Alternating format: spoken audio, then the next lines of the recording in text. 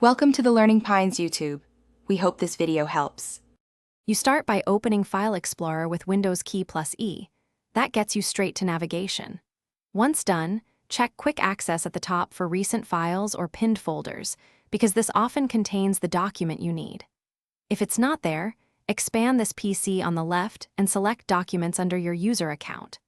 Make sure to glance at both locations, because Windows saves user files in either Quick Lists or the Documents library by default.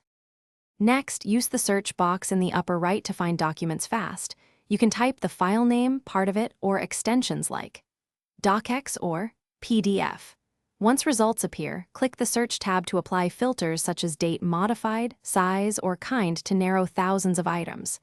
If you need precision, use advanced query syntax, type name, budget, or ext, PDF to limit results. Make sure to search both documents and this PC if you aren't sure where the file was saved.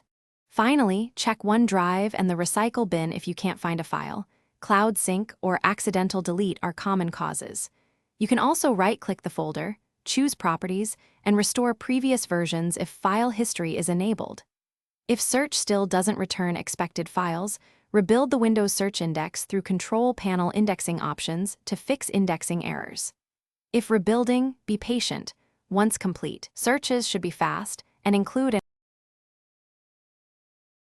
Thanks for watching. Consider subscribing if we helped you.